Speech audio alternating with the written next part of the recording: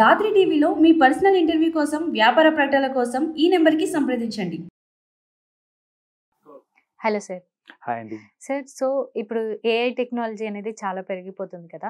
ఇలాంటి టైంలో దీన్ని ఎలా అడాప్ట్ చేసుకోవాలి? అంటే దీన్ని పడిపోకుండా మనం ఎలా చూసుకోవాలి? బిజినెస్ వైస్‌గా గానీ, జాబ్ వైస్‌గా గానీ ఈ ఏఐని ఎలా యూజ్ చేసుకోవాలంటారు? రైట్.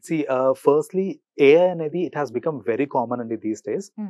మనం యాజ్ ఎ బిజినెస్ ఓనర్ కావచ్చు, లేకపోతే యాజ్ ఎ పర్సన్ ఏఐని ఎంత ఎక్కువ అడాప్ట్ చేసుకొని దాన్ని ఎంత బాగా యూజ్ చేసుకుంటే మన ఎఫిషియన్సీ అంత పెరుగుతుంది. For example in businesses also నేను చూసాను ఇప్పటికీ చాలా బిజినెసెస్ ఏంటంటే they follow the traditional approach. Like what ever వాళ్ళు ఏదైతే చేస్తూ ఉండినారో ఇప్పుడు దాకా దాన్నే వాళ్ళు ఫాలో చేసుకుంటూ దాన్నే క్యారీ ఫార్వర్డ్ చేసుకుంటూ ఉంటారే తప్ప ఈ కొత్త కొత్త టెక్నాలజీస్ ని అడాప్ట్ చేసుకొని దాన్ని యూజ్ చేసుకోవడం అనేది I have not seen people doing it. కానీ ఏఐ యూజ్ చేసుకుంటే మన బిజినెస్ ఎఫిషియన్సీ అనేది to a great extent improve చేసుకోవచ్చు మనం.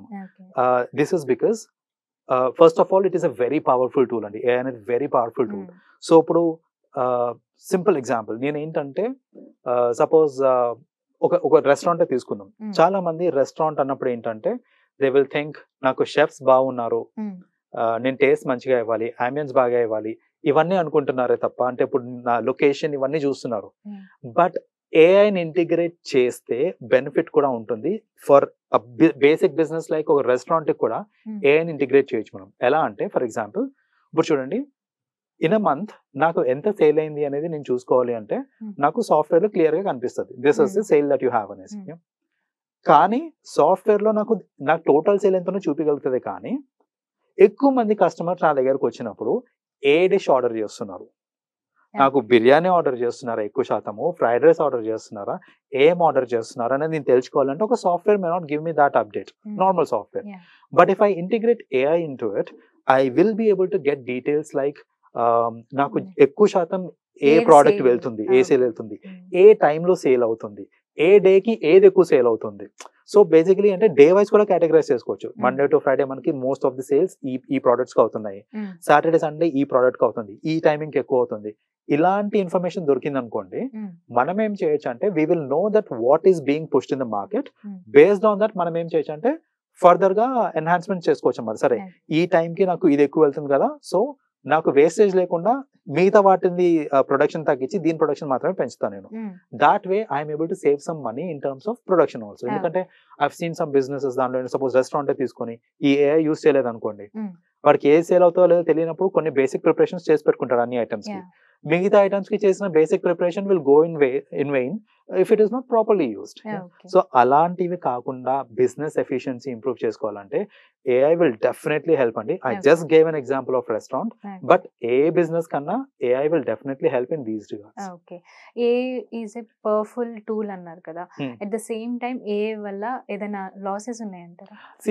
చాలా మంది ఏఐ వల్ల ఎంప్లాయ్మెంట్ లాస్ అవుతుందేమో అని అనుకుంటారు. లైక్ బికాస్ ఆటోమేషన్ అయిపోయేసరికి ఏంటంటే మాన్యువల్ వర్క్స్ తగ్గిపోతాయి అనుకుంటారు. But if you look at it at this perspective, అంటే ఒక జాబ్ పోతుంది అని అంటే it is creating AI in some other form. Maybe ఒక మాన్యువల్ ఫంక్షన్ చేసే మనిషిది జాబ్ తీసేసుకుంది, but it is giving a job for a person who can code an AI. Right. So it basically ఏంటంటే it is just shifting the dynamics ఏ తప్ప, అంతేగాని AI రావడం వల్ల ఇది మనకి లాస్ అవుతుంది అనేది it's a negative perspective.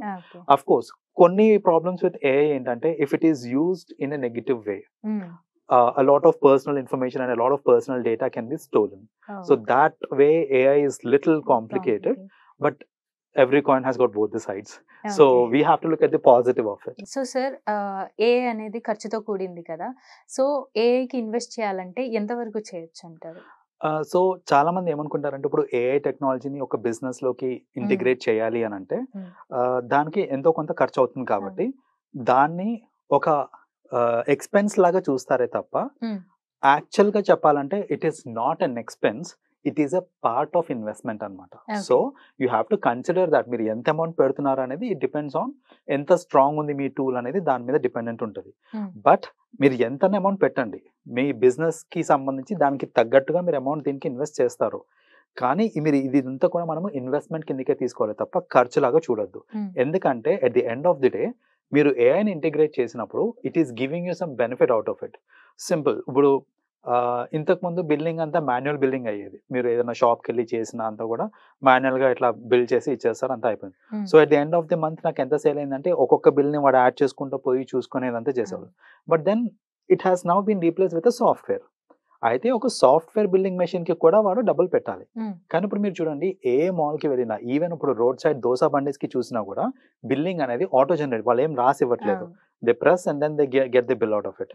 So ఒక బిల్లింగ్ మెషిన్ కి ఇన్వెస్ట్మెంట్ ఎంత వైజో, అలాగే ఒక ఏఐ టూల్ కి కూడా investment is same wise. I mean when it comes to the wiseness, it is similar, I would say. Yeah.